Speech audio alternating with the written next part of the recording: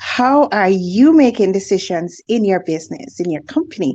Are you the type where, okay, I just have this gut feeling, it's got to be done this way? Or are you like a bit logical, have to have reasons to support it? Are you thinking about the numbers as well, where you're like, okay, based on what the reports, the numbers are saying, I need to take this action? How are you making decisions in your business?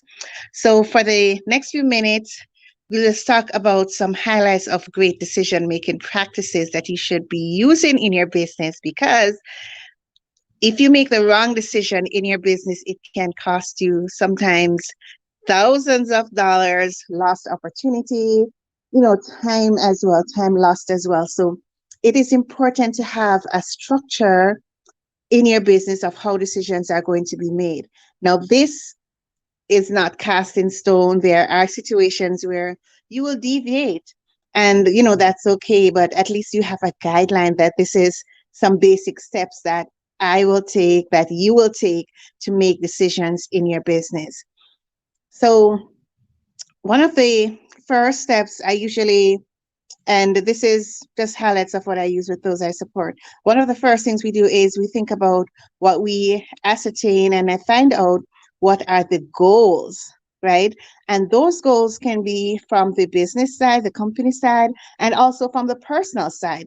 And that, of course, impacts your team as well, because you might be there planning certain steps for your company, for your business, but your team members, your employees, they are not planning to be around after a year or two. So these are some of the things that the issues that will come out when you have a process in place for making decisions in your business the right way. So the first thing is to identify what the goals are, your goals. What are the business goals? What's your plan? Do you want to, for example, grow by 10% or 20% in the next year? Do you plan to ultimately expand your service offerings, have, new locations? What is the real plan for your business? So find that out first. That's definitely the first step. What are the goals? What are the plans? Where do you really want to be ultimately with the business? The second strategy or approach, or a part of the whole framework, is to identify where you are at.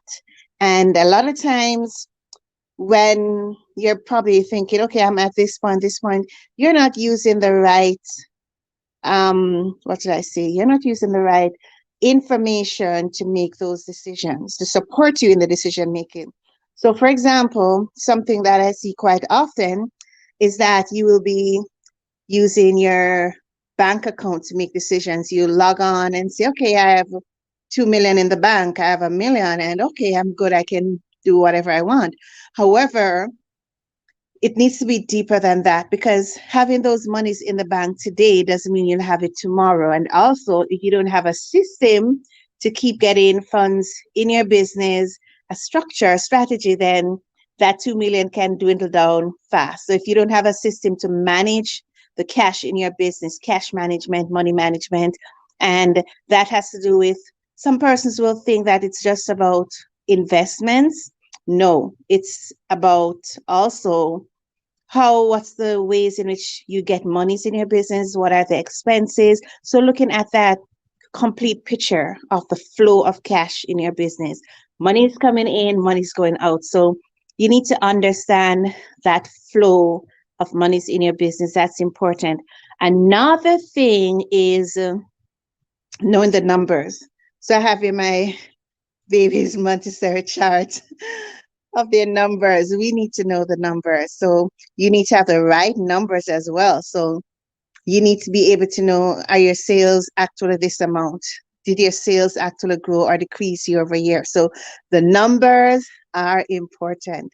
When you have the right numbers and accurate numbers, of course, it supports you in decision making again. So you might say, okay, I need to expand these services or these product lines, and you probably thought, okay, it's doing well, but when you dive down into the numbers, you realize, oh, this service is not profitable. I might need to explore what I was improve that service offering or those products, and vice versa. So getting into the numbers again, it's very, very important.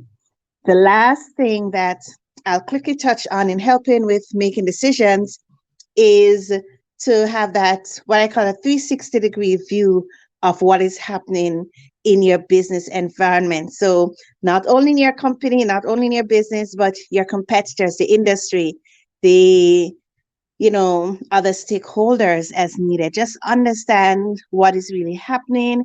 You might be thinking, okay, this is the best way to do this. But if you have conversations or do research, you realize, oh, there's a better way to do this, or, there are certain predictions and forecasts when it comes to the economy, when it comes to what's going to happen in terms of trends and so forth. So those are just a few highlights of what I suggest should be in in your decision making process.